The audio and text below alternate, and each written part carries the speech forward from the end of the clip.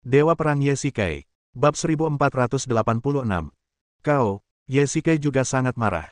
Terakhir kali, Hua Liandi pergi tanpa meninggalkan pesan, yang membuat Ye-Shikai khawatir. Sekarang dia kembali dan melakukan sesuatu yang buruk dengan niat baik, yang hampir menyebabkan bencana. Luo Li benar. Jika api tidak dipadamkan tepat waktu, bagian timur desa akan menjadi abu paling lama dalam waktu setengah jam, lalu hutan di bukit akan terbakar, dan seluruh desa akan dilalap api. Saat itu, bahkan jika seluruh desa bekerja sama untuk memadamkan api, aku khawatir setengah dari desa akan terbakar. Jika ini benar, ribuan penduduk desa akan mengungsi dan tidak memiliki tempat tinggal setidaknya selama setengah bulan. Kenapa, kau masih ingin menyalahkanku? Hua Liandi marah, dan terlepas dari banyaknya orang di sekitarnya, dia bertanya kepada Ye-Shikai dengan keras. Aku tidak ingin berdebat denganmu sekarang. Ye-Shikai menatap penduduk desa di sekitarnya, dan tidak mudah untuk marah padanya. Ia memalingkan wajahnya yang muram dan berkata dengan dingin. Luo Li, cepat atur pasukanmu untuk membantu penduduk desa memadamkan api. Baik, aku akan segera pergi. Ye-Shikai berbalik hendak pergi, tetapi Hua Liandi menahannya. Berhenti, kita perjelas di sini saja hari ini. Hua Liandi tampak marah, mencengkeram lengannya dan tak mau melepaskannya. Katakan padaku, apa kau menyalahkanku? Sayangnya, tidak. Ye-Shikai tak berdaya. Lagi pula, kemunculan Hua Liandi di sini adalah satu-satunya hal yang tidak ia pertimbangkan dalam rencana ini. Ia muncul di pintu masuk desa bersama para pengawalnya, menghalangi jalan para perampok dan memaksa mereka melakukan sesuatu yang nekat. Lagi pula, Ye-Shikai juga bertanggung jawab, belum lagi Hua Liandi punya niat baik. Kau berbohong, dan sekarang kau hanya mencoba membodohiku. Hua Liandi masih tak mau menyerah. Bagaimana mungkin aku berbohong padamu? Kau bahkan tidak menatapku saat bicara, dan nada bicaramu tidak serius.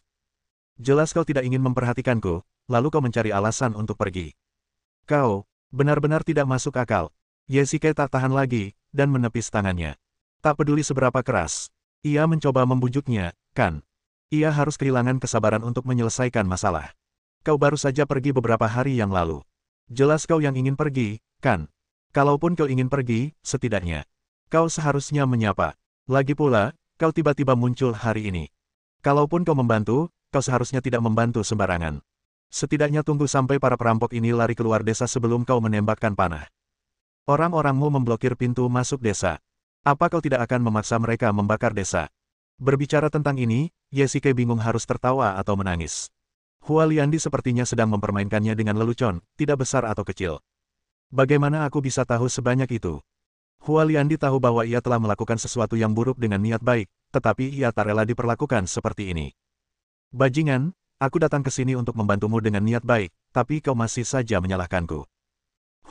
Karena kau tak mau aku datang, aku pergi saja sekarang. Baiklah, baiklah. Ye-Shikai tahu bahwa Hua Liandi hanya berpura-pura pergi, jadi ia menuruti keinginannya dan menariknya kembali. Akhirnya kau datang juga, dan aku belum mengadakan pesta pernikahan. Ngomong-ngomong, tinggallah dan minum beberapa gelas dulu sebelum pergi. Kau bisa minum sebanyak itu, apa kau takut? Bagaimana mungkin? Kalau kau tinggallah. Aku akan membiarkan anak buahku memakanmu sampai kehabisan uang. Ngomong-ngomong, makanannya dikirim olehmu. Ye-Shikai berbalik dan bergumam pada dirinya sendiri, lalu memutar matanya tanpa sengaja. Pintu masuk desa. Laporkan kepada Tuan, api di rumah-rumah telah padam, dan total 36 rumah telah terbakar. Selain itu, ketika para perampok ini memasuki bagian timur desa, mereka memasuki rumah-rumah untuk menjarah harta benda penduduk desa dan merusaknya. Untungnya, Sang Jenderal memerintahkan penduduk desa untuk mengambil barang-barang berharga terlebih dahulu untuk menghindari kerugian yang lebih besar. Luo Li bergegas melapor. Baiklah, kalian bawa saudara-saudara kalian dan segera bagikan perak kepada penduduk desa yang rumahnya hancur. Selain itu, beritahu ketiga tetua dan atur orang-orang untuk membantu penduduk desa membangun rumah baru, perintah Ye-Shikai. Baik, Tuan, para perampok yang kami tangkap semuanya ada di sini, lebih dari 300 orang. Suesan dan para prajurit membawa para perampok yang tertangkap ke pintu masuk desa. Berjongkoklah di tanah dan bersikaplah jujur. Banyak prajurit berkumpul di sini untuk mencegah para perampok ini melarikan diri. Kirim mereka ke kabupaten sesegera mungkin. Selain itu, saya berjanji kepada Suli, pemimpin perampok, untuk mengampuni nyawa saudara-saudaranya. Saya akan menulis surat dan kalian akan mengirimkannya ke hakim kabupaten. Ye-Shikai memberi perintah. Saya mengerti. Baiklah, suruh mereka pergi cepat. Jika penduduk desa berkerumun, akan sulit untuk menghadapinya. Ye-Shikai mendesak, dan meminta Suesan untuk mengawal penduduk desa bersama pengawalnya ke wilayah tersebut. Teman-teman desa Sang Sui, kelompok pencuri ini telah kita kalahkan, dan mereka yang menyerah telah diserahkan kepada pemerintah. Mulai sekarang, kita tidak perlu khawatir lagi dengan ancaman perampok. Yesike datang ke desa, dan banyak penduduk desa berkumpul di sana. Setelah pertempuran ini, mereka membasmi para perampok dengan biaya terendah. Tidak hanya itu, mereka juga memenangkan hati penduduk desa. Bagus sekali, tidak akan ada yang berani mengganggu desa di masa depan. Ya, Sang Jenderal memang santo pelindung desa kita.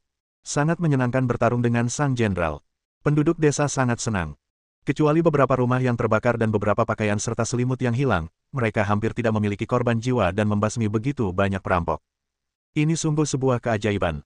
Baiklah, teman-teman, urus mayat para perampok itu, dan kita akan melanjutkan minum dan makan daging. Pertama, kita akan melanjutkan pesta pernikahan, dan kedua, ini juga pesta perayaan kita. Bagaimana kabarnya? Apakah pertempuran sudah berakhir? Di dalam rumah, He Linghan melihat Yesike datang dan segera menghampirinya untuk bertanya. Ya, kemenangan besar. Sebagian besar perampok tewas, dan sisanya menyerah.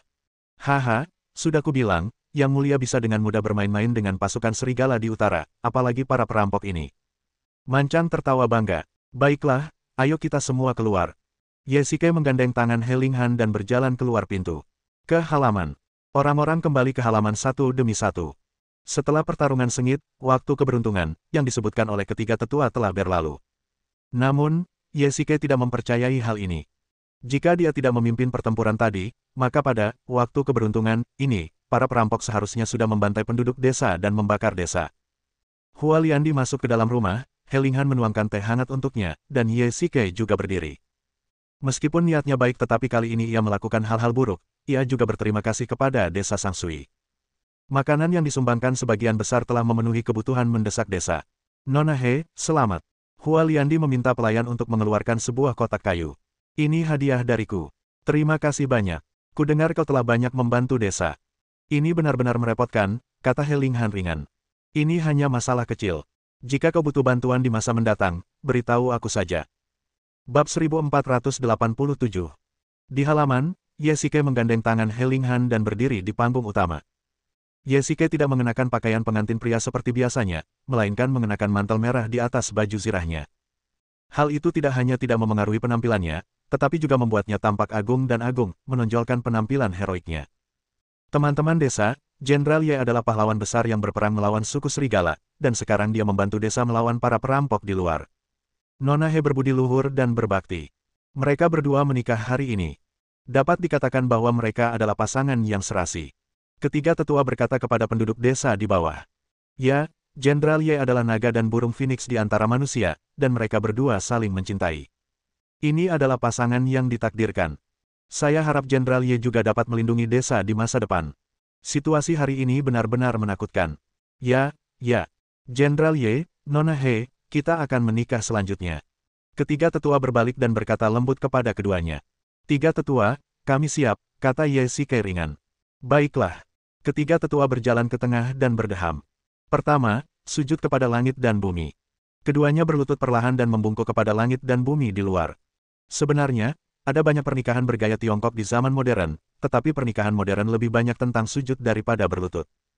Namun, karena Yesike telah berkelana ke dinasti Qin lebih dari 2000 tahun yang lalu, ia tentu saja harus mengikuti adat istiadat setempat.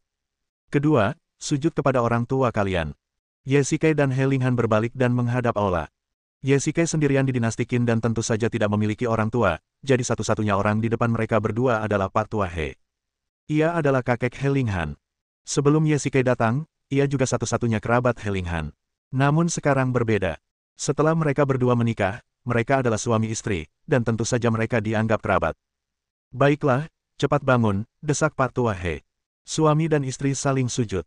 Keduanya berdiri dan saling memandang. Yesike bisa melihat mata He Linghan melalui kerudung merahnya. Ia tidak tahu apakah itu ilusi atau halusinasi, tetapi mata He Linghan sedikit merah. Kirim dia ke kamar pengantin. Selamat, Jenderal Ye, selamat, istri jenderal. Penduduk desa berdiri dan mengambil anggur untuk memberi selamat. Hari ini memang hari yang luar biasa. Desa berhasil mengusir para perampok dan menyaksikan sebuah acara pernikahan yang besar. Sebuah kebahagiaan ganda. Langit gelap. Beberapa pelayan membantu He Linghan masuk ke kamar pengantin, sementara Yesike menyapa para tamu di luar. Tuan, selamat, mari minum. Mancang minum banyak anggur berkualitas dan sudah mabuk. Biasanya, demi keselamatan Ye Sikei, ia selalu menjaga kesadaran dan tidak berani gegabah, tetapi hari ini adalah pengecualian. Baiklah. Ye Sikei menuangkan anggur dari cangkir ke mulutnya tanpa ragu. Banyak pengawal kepercayaannya juga datang untuk bersulang. Tanpa sadar, Ye Sikei telah menghabiskan puluhan gelas anggur. Jika normal, dia pasti akan berhenti di sini dan tetap sadar, tetapi hari ini, dia terus minum sampai habis. Satu lagi. Tuangkan segelas anggur untukku. Ye Sikei berbaring di meja, wajahnya memerah. Dia sudah mabuk. Sebagian besar tamu sudah pulang, hanya menyisakan pengawal Ye Sikei yang berjaga di luar. Berapa banyak kau minum? Saat itu, sebuah suara lembut terdengar di telinganya. Ye Sikei mengangkat kepalanya dan melihat seorang wanita.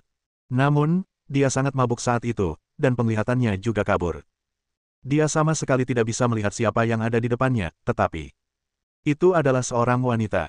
Cek, toleransi alkoholmu rata-rata, tapi kau masih minum banyak. Hari ini adalah hari besarmu. Wanita itu tentu saja Hua Liandi. Ketika para pengawal bersulang tadi, dia duduk di samping, tetapi Ye Sikei sedang sibuk minum dan tidak memperhatikannya. Kau seorang wanita, kau minum banyak sekali, kau tidak bertingkah seperti wanita, dan kau masih berani mengatakan itu padaku. Dalam keadaan linglung, nada bicara Ye Sikei berubah. Sekarang ia mabuk, dan bisa dibilang ia bercanda setelah minum. Sungguh, kau bicara omong kosong setelah minum, dan kebiasaan minummu benar-benar buruk. Hua Liandi tak kuasa menahan diri untuk mengeluh, dan mencondongkan tubuh untuk mengamati Ye Sikei dengan saksama. Setelah memastikan bahwa ia benar-benar mabuk, ia menghela napas lega. Kau bilang sebelumnya aku seorang pengusaha yang hanya mengejar keuntungan. Itu benar-benar dangkal. Jika aku orang yang mendambakan kejayaan dan kekayaan, mengapa aku perlu mengunjungi 7 negara untuk berbisnis? Aku tidak kekurangan pakaian bagus dan makanan lezat di rumah. Hua Liandi bergumam pada dirinya sendiri, dan sambil berbicara, ia menuangkan minuman untuk dirinya sendiri. Kau mungkin dulu berasal dari keluarga besar di negara bagian Yan, dan sekarang kau memiliki bakat yang luar biasa, mengapa kau bersedia bekerja keras untuk negara bagian Qin sekarang? Mungkinkah kau juga haus akan jasa militer? Jika aku ingin melakukan sesuatu yang besar, maukah kau membantuku? Mungkin, kau hanya ingin menjalani kehidupan biasa, tetapi Tuan Sufu pernah berkata bahwa kau bukanlah orang biasa, kau ditakdirkan untuk menjadi sapolang, dan kau tidak akan menjalani kehidupan yang damai dan nyaman seperti ini terlalu lama. Setengah jam kemudian, di ruang pengantin, dong, dong, dong. Terdengar ketukan cepat di pintu dari luar, lalu pintu dibuka perlahan. Jenderal Ye mabuk di halaman, dan beberapa dari kami saudara membantunya masuk. Yang berkunjung adalah beberapa penjaga. Ye Sikei sedang mabuk. Beberapa penjaga membawa Ye Sikei ke dalam kamar, dengan lembut membaringkannya di tempat tidur, lalu pergi dengan cepat. He Linghan dengan lembut melepas baju sirah Ye Sikei dan menyeka wajahnya dengan handuk. Karena mabuk, wajahnya sangat merah. Kerudung merah menghalangi pandangannya, sehingga gerakannya sangat lambat, tetapi meskipun begitu, He Linghan tidak mengangkat kerudungnya. Linger, gumam Ye Sikei. Ia sudah mabuk, dan ini hanyalah gumaman orang mabuk. He Linghan dengan lembut menyelimutinya, lalu berbaring dengan tenang di sampingnya. Keesokan harinya, jam berapa sekarang? Ye Sikei memijat pelipisnya dan perlahan duduk dari tempat tidur. Rasanya sangat tidak nyaman terbangun dari keadaan mabuk. Kepalanya pusing. Setelah menggosok matanya, Ye Sikei akhirnya melihat pemandangan di depannya dengan jelas. Apakah kamu sudah bangun? Suara He Linghan terdengar di telinganya.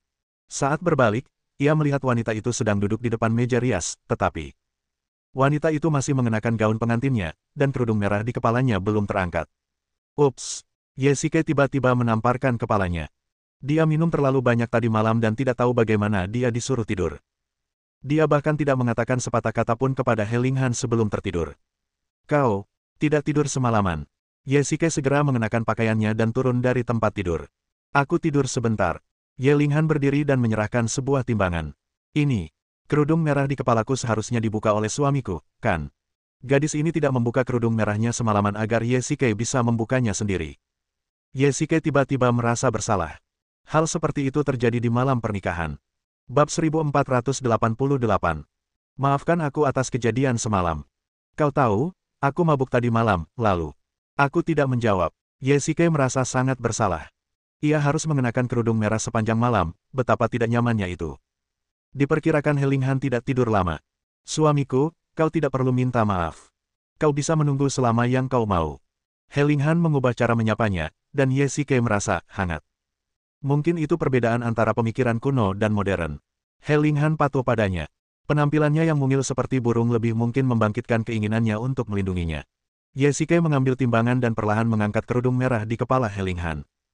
Ia belum menghapus riasannya, dan matanya sedikit terpejam, seolah-olah ia menikmati momen ini. Meskipun He Linghan tidak menyalahkannya, Ye Shikai tetap merasa sangat bersalah.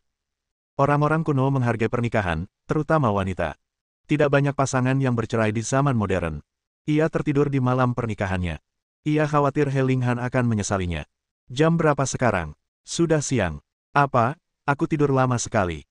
Ye Shikai tak kuasa menahan diri untuk tidak membenturkan kepalanya, dan itu membuktikan pepatah bahwa minum terlalu banyak akan menyebabkan kegagalan. Sudah lama sekali, kau pasti lapar juga, tanya Ye Shikai. Lumayan. Kalau begitu, ayo kita keluar dan makan sesuatu. Ye Shikai menggandeng tangan He Linghan dan mendorong pintu hingga terbuka. Ada banyak hidangan lezat di atas meja di luar halaman. Ini pasti sudah diatur oleh pengawal Suesan. Mungkin mereka tidak ingin mengganggu pengantin baru, jadi para pengawal hanya berjaga di luar halaman, dan tidak ada orang di dalam. Kau minum banyak anggur tadi malam, minumlah teh untuk menyegarkan diri dulu. He Linghan mengangkat tangannya dan menuangkan secangkir teh lalu menyodorkannya ke depan Ye Shikai. Baiklah, kau juga harus makan sesuatu. Ye Shikai mengangguk dan mengambilkan hidangan untuk He Linghan. Linger, kita akan kembali ke Dongjun beberapa hari lagi. Tinggallah bersama kakekmu beberapa hari ini, kata Ye Shikai ringan. Lagi pula, dia sekarang adalah Jenderal Weifu Kabupaten Dongjun. Mustahil baginya untuk tinggal di Kabupaten Henei selamanya, jadi dia harus membawa saudara-saudaranya kembali ke Dongjun. Dengan begitu, sebagai istrinya, He Linghan secara alami akan mengikuti dan menjadi anggota keluarga. Baiklah, aku akan memberitahu kakek. Ada sedikit kesedihan di mata He Linghan. Ye Shikai bisa mengerti. Lagi pula, dia dan Pak Tua He sudah saling bergantung begitu lama. Mereka adalah kerabat terdekat. Sekarang mereka harus berpisah, dan wajar jika He Linghan enggan. Sayang sekali Pak Tua He enggan meninggalkan desa Sangsui. Jangan khawatir, jika kau ingin bertemu kakek, ketika kau tiba di Dongjun, aku bisa meminta Mancang untuk mengirimmu mengunjungi kakek kapan saja. Ye Shikai menghibur. Baiklah. Baiklah, ayo kita keluar dan melihat-lihat. Ye Shikai mengelus dahinya. Saat itu, Suesan masuk dari luar. Jenderal, istri Jenderal. Suesan membungkuk dan berkata, ada apa? Tuan, ini laporan mendesak dari Tuan Ma dari Dongjun, menanyakan kapan Anda akan kembali ke Dongjun. Suesan menyerahkan slip bambu itu. Kirim seorang saudara untuk membalas, mengatakan bahwa saya diserang oleh perampok di sini. Krisis telah teratasi, tetapi masih membutuhkan waktu untuk mengatasinya. Saya akan kembali ke Dongjun sekitar seminggu. Ya, saya akan segera melakukannya. Jika situasinya mendesak, kita bisa kembali dulu. He Linghan khawatir akan menunda urusan resmi Ye Shikai, jadi dia membujuknya dengan lembut. Jangan khawatir, tidak ada yang mendesak. Ma Yao ingin saya kembali dan memimpin pasukan untuk melenyapkan para pemberontak dan perampok itu. Saya tidak menyangka seorang letnan daerah bahkan tidak bisa menyelesaikan masalah ini, kata Ye Shikai dingin. Dia bukan garda terdepan siapapun.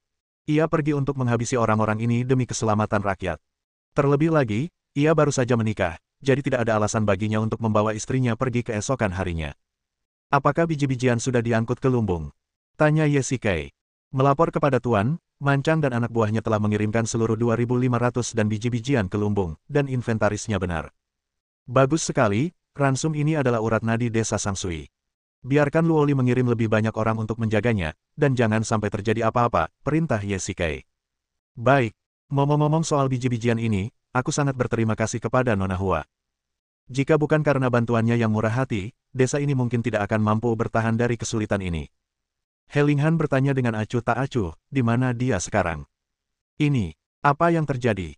Melihat Suesan ragu-ragu, Ye Shikai langsung bertanya. Ia samar-samar ingat bahwa ia bersama Hua Liandi sebelum ia minum terlalu banyak tadi malam.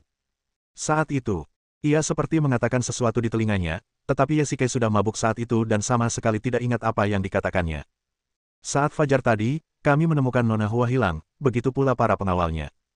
Sepertinya mereka meninggalkan desa diam-diam di tengah malam. Suesan melaporkan. Apa? Bagaimana ini bisa terjadi? Ye Shikai terkejut, tetapi setelah dipikir-pikir lagi, ia tidak terlalu terkejut. Ini bukan pertama kalinya Hua Liandi pergi tanpa pamit.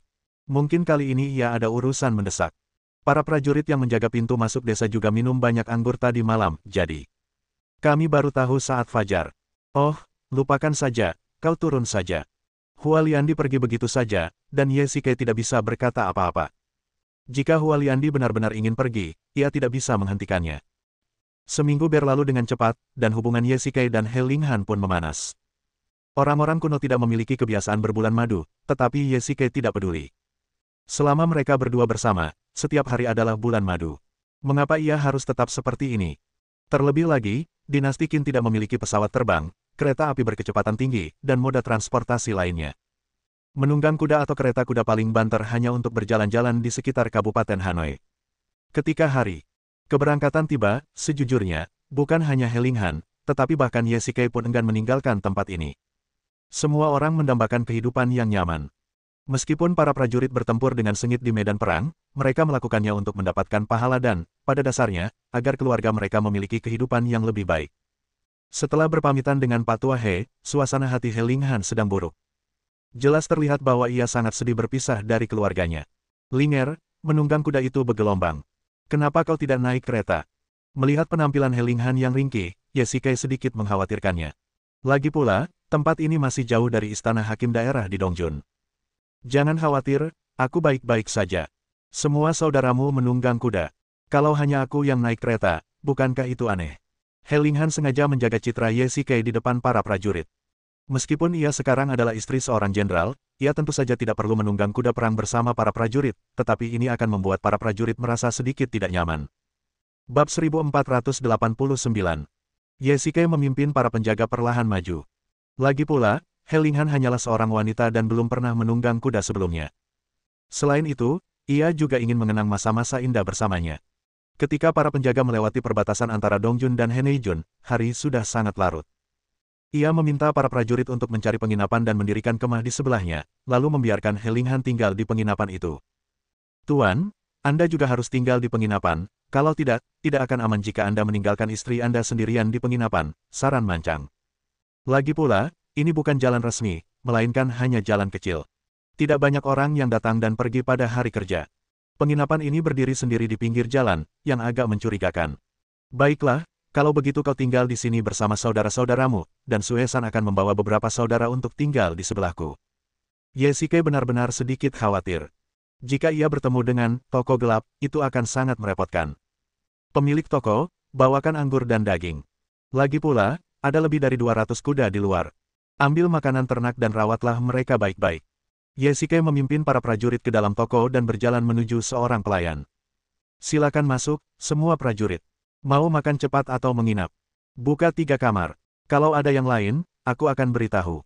Kata Ye Shikai acuh tak acuh. Baiklah, masuklah. Ye Shikai membawa He Linghan ke kamar tamu. Hotel-hotel kuno tentu saja tidak sebagus hotel modern, dan ini bukan kota besar seperti Xianyang. Itu hanya penginapan kecil di pinggir jalan. Kondisinya wajar saja, tapi lebih baik daripada tidur di tempat terbuka. Linger, bagaimana di sini? Lumayan bagus. Kau tahu aku tidak peduli dengan hal-hal seperti ini, kata He Linghan acuh tak acuh. Ye Shikai mengamati dengan saksama. Ini ada di lantai 2. Di luar jendela ada halaman dengan beberapa unggas seperti ayam dan bebek. Tidak ada yang aneh. Toko kecil ini hanya beberapa puluh meter persegi dan tidak bisa menyembunyikan banyak orang. Apalagi, Ye Shikai memiliki 200 penjaga di sekelilingnya, jadi keamanan seharusnya tidak menjadi masalah. Baiklah, kalau begitu kita akan menginap di sini malam ini. Jika semuanya lancar besok, kita seharusnya bisa sampai di rumah gubernur kabupaten. Ye Shikai mengangguk dan berkata, Tuan, saya sudah memeriksanya dan semuanya normal di dalam ruangan. Suesan maju untuk melapor. Alasan Ye Shikai memintanya untuk melindunginya adalah karena dia dulunya seorang gangster dan akrab dengan penginapan-penginapan ini, jadi sebelum check-in, dia memerintahkan Suesan untuk memeriksanya dengan cermat. Wah, sangat bagus. Tuan, penginapan ini agak aneh. Suesan tiba-tiba berkata, dan He Linghan secara naluriah gemetar setelah mendengarnya. Apa maksudmu? Ye Shikai langsung bertanya. Pertama-tama, biasanya hanya ada sedikit penginapan di jalan terpencil seperti ini. Sekarang situasinya bergejolak, dan banyak perampok bermunculan di Dongjun. Jika toko kecil seperti ini tidak dipersenjatai dengan kuat, pasti sudah dirampok sejak lama, tetapi tempat ini terlihat sangat damai, dan ada banyak ayam, bebek, babi, dan domba di halaman, sungguh aneh. Petik 2. Maksudmu, ini adalah toko gelap yang dibuka oleh perampok. Wajah Ye Shikai tampak serius setelah mendengarnya. Suesan benar, tetapi ia mengabaikan hal ini. Ini hanya tebakanku. Ketika aku berkelana di dunia seni bela diri, aku sering mendengar tentang bandit dan perampok yang membuka toko gelap. Mereka mencampurkan obat bius ke dalam makanan, membuat pelanggan yang lewat mati rasa, merenggut nyawa dan uang mereka, dan mengubur mayatnya di hutan belantara. Tidak ada cara untuk menemukan mereka. Seburuk itukah? He Linghan tak kuasa menahan rasa takut ketika mendengar kata-kata Suesan. Kedengarannya sangat menakutkan. Nyatanya, toko gelap seperti itu memang ada. Jika kau bertemu dengannya, kau hanya bisa menyalahkan diri sendiri atas nasib burukmu. Petik 2. Nyonya Jenderal, yakinlah bahwa aku akan melakukan yang terbaik untuk memastikan semuanya aman. Suesan, periksa piring-piring di toko ini nanti, perintah Yesikai. Jangan khawatir, Tuan, saudara-saudara kita sudah ada di dapur sepanjang waktu. Kurasa, meskipun ini toko gelap, mereka tidak berani menyerang kita. Masih ada 200 saudara di luar pintu. Jika terjadi sesuatu di dalam, mereka bisa meratakan tempat ini dengan tanah dalam sekejap mata. Apapun yang terjadi, berhati-hatilah. Sore harinya, pemilik toko, apakah Anda biasanya punya banyak pelanggan di sini? Tanya Yesikai di meja makan saat makan malam. Oh, sejujurnya, Tuan Militer, meskipun jalan kami agak terpencil, itu adalah jalan pintas bagi para pedagang di sekitar untuk bepergian antar berbagai daerah. Sekarang tentu saja, tidak ada yang datang dan pergi di malam hari, tetapi masih banyak orang di siang hari, yang sering datang ke toko untuk beristirahat dan memesan teh, anggur, dan daging, jawab pelayan itu. Benarkah? Situasi saat ini sedang kacau, dan ada banyak perampok dan bandit di sekitar sini. Anda membuka toko di sini, apa Anda tidak takut dirampok? Tanya Yesikai balik. Pak Militer, Anda salah. Jalan ini sangat panjang, dan hanya ada toko kami, dan para pedagang yang datang dan pergi punya tempat untuk beristirahat. Jika toko ini hancur, maka para pedagang yang datang dan pergi tidak akan punya tempat untuk beristirahat, dan pedagang di jalan ini pasti akan berkurang. Jika saya perampok, tentu saya tidak ingin para pedagang di sini menghilang. Yesikai mengerti apa yang dikatakan pelayan itu. Dibandingkan dengan merampok penginapan ini, merampok para pedagang di jalan bisa menghasilkan lebih banyak, tetapi jika penginapan ini hancur, maka pedagang akan berkurang. Meskipun perampok itu biadab, mereka tidak akan melakukan hal-hal seperti membunuh angsa bertelur emas. Tuan-tuan, apa yang ingin Anda makan? Anggur, daging, dan mie. Baiklah, tunggu sebentar, makanannya akan segera datang. Tuan, saya baru saja memeriksa dengan saudara-saudara saya. Tidak ada terowongan di bawah penginapan, jadi tidak ada yang bisa bersembunyi di sana. Saudara-saudara sudah mencoba anggur dan dagingnya, dan tidak ada masalah, kata Suesan lembut. Mungkinkah kita benar-benar curiga? Mungkin ini hanya penginapan biasa, kata He Linghan ringan. Tuan-tuan, saya tahu Anda khawatir ini adalah toko gelap yang membunuh dan merampok orang. Yakinlah bahwa ini adalah toko yang bersih. Pelayan membawakan hidangan ke meja. Melihat semua orang enggan menggerakkan sumpit mereka, ia menebak apa yang mereka pikirkan. Jika tuan-tuan tidak percaya, saya bisa mencobanya. Haha, tidak perlu, kenapa kita tidak percaya, tapi istri saya tiba-tiba sakit. Yesikai tiba-tiba tertawa dan mengeluarkan beberapa perak dari sakunya. Penjaga toko, potong 2 ekor ayam dan rebus sup ayam panas untuk istriku. Sisa uangnya akan menjadi hadiahmu. Baik, terima kasih atas hadiahnya, Jenderal. Aku akan pergi sekarang. Mohon bersabar. Semuanya, makanlah. Yesikai berkata dengan ringan, jangan khawatir, tidak ada racun di hidangan ini. Setelah mendengar ini, meskipun semua orang masih bingung, mereka pun percaya pada Yesikai dan mulai makan. Meskipun toko kecil ini terletak di daerah terpencil, keterampilan memasaknya cukup baik. Aku ingat ada sejenis racun, yang terbagi menjadi 2 bagian. Jika kau meminum salah satu racunnya, itu akan baik-baik saja, tetapi jika kedua racun itu dicampur, akan menjadi sangat beracun. Jika penjaga toko meracuni hidangan dan anggur secara terpisah, akan sulit bagi saudara-saudara yang menguji racun untuk mengetahuinya. Tapi untuk berjaga-jaga, aku baru saja mengujinya dengan anjing di luar toko. Anggur dan hidangannya tidak beracun. Yesikai menjelaskan kepada semua orang. Bab 1490. Jadi begitu. Sepertinya ini benar-benar penginapan. Kita terlalu banyak berpikir. He Linghan mengangguk dan berkata. Semua orang makan cukup lama, dan tidak ada masalah. Anggurnya biasa saja, tetapi Yesikai tetap meminta semua orang untuk mengurangi minum, karena mereka harus melanjutkan perjalanan besok. Petik 2. Beberapa prajurit, ini sup ayam kalian. Keahlian toko kami kurang bagus, mohon maafkan saya. Pelayan itu juga sangat sopan setelah menerima uang dari Yesikai. Baiklah, penjaga toko, Anda hanya perlu menyajikan beberapa sayuran segar. Yesikai melambaikan tangannya. Baiklah, tunggu sebentar, prajurit. Linger, kau lelah karena perjalanan, kau harus makan lebih banyak. Yesikai merawatnya dengan hati-hati. He Linghan belum pernah menunggang kuda perang selama ini, dan benturannya saja sudah cukup untuk ditanggung orang. Mancang Suesan juga sangat bijaksana, dan membawa pengawal dekatnya ke meja tak jauh dari sana, meninggalkan mereka sendirian. Aku tidak terlalu lapar, jadi makanlah dulu. He Linghan juga bersikap seperti istri yang baik, menunggu Ye Sikai makan sebelum ia makan. Tuan, kami semua sudah kenyang, jadi tunggu saja di pintu. Jika ada yang Anda butuhkan, hubungi kami kapan saja. Mancang dan para penjaga bergegas menghabiskan makanan mereka dan pergi. Mereka tahu mereka bukan tokoh utama di sini, dan mereka tidak ingin mengganggu pasangan pengantin baru itu. Linger, setelah tiba di Dongjun, jika kau tidak terbiasa dengan apapun, beritahu para pelayan. Jika kau ingin kembali ke desa untuk mengunjungi kakekmu, beritahu aku dan aku akan membiarkan Mancang mengantarmu pulang. Ye Sikai dengan penuh pertimbangan mengambil sepotong makanan untuknya dengan sumpit, mengulurkan tangan kirinya, dan meletakkannya di lengannya. Baiklah, bagus. Setelah menggigit beberapa suap, He Linghan meletakkan sumpitnya. Aku sudah kenyang. Aku akan naik ke atas dan istirahat dulu. Silakan, hati-hati. Ye Sikai duduk sendirian di meja, minum beberapa gelas anggur sendirian. Ia juga sedikit mabuk. Ketika tidak ada orang di sekitarnya, ia mengeluarkan ponselnya lagi. Ia tidak merasakannya ketika pertama kali datang ke dinasti Qin, tetapi seiring berjalannya waktu, ingatannya mulai memudar, terutama kenangan masa lalu. Terkadang, ia bahkan lupa kata sandi buka kunci ponselnya. Kemudian, ia hanya menghapus kata sandi tersebut. Sekarang, ia telah melupakan banyak hal, bahkan misi hidup dan mati yang ia alami di Longya, dan ia perlahan-lahan melupakannya. Terkadang ketika ia sendirian di kamar, ia bahkan ingin sekali membenturkan kepalanya dengan keras. Awalnya ia ingin merekam semua kenangannya di ponselnya, tetapi kemudian ponselnya kehabisan daya, sehingga ia hanya bisa menggunakan kuas untuk merekam di atas kain linen. Jika terus begini, suatu hari ia akan melupakan segalanya, melupakan asal-usulnya, melupakan masa lalunya, dan pada saat itu, ia akan sepenuhnya menjadi orang dinasti Qin. Suamiku, kau belum naik. Setelah entah berapa lama, suara He Linghan terdengar dari lantai atas. Ye Sikai mendongak dan melihat Ye Sikai sedang bersandar di pagar. Tanpa sadar, ia telah duduk sendirian selama 1 jam. Hari sudah larut malam, dan suasananya sunyi.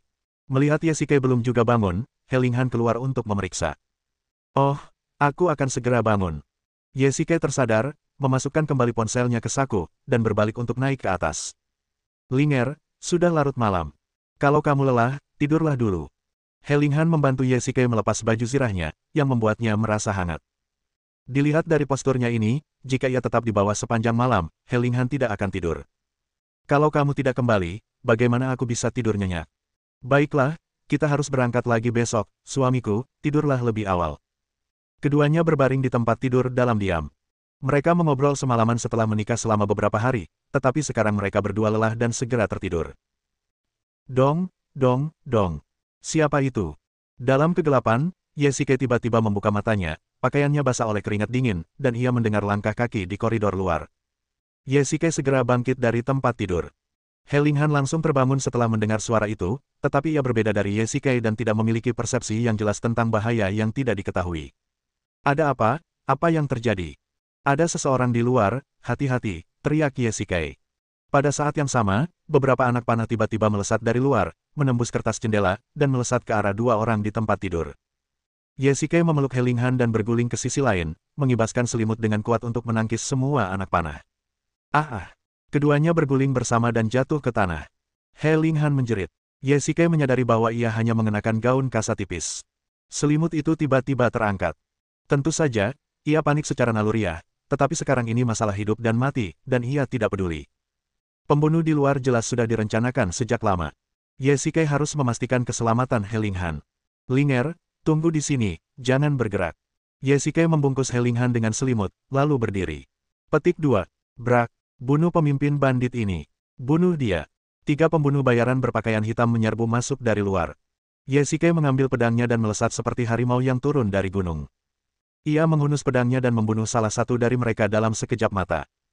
Ketika 2 orang lainnya bereaksi, Ye Sikai sudah bersiap lagi. Ia menendang dada salah satu dari mereka dan menendangnya. Ia berbalik dan mengayunkan pedangnya ke leher orang terakhir, membunuhnya dengan satu gerakan.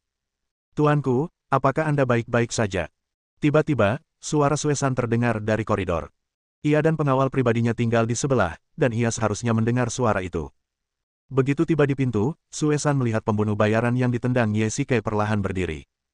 Tanpa berkata apa-apa, ia mengeluarkan panah otomatis dan menarik pelatuknya. Tiga anak panah-panah otomatis menembus dada pembunuh bayaran itu dan membunuhnya di tempat. Apa yang terjadi di luar? Kenapa ada pembunuh bayaran? Tanya Yesike dingin. Tuan, kami juga tidak tahu.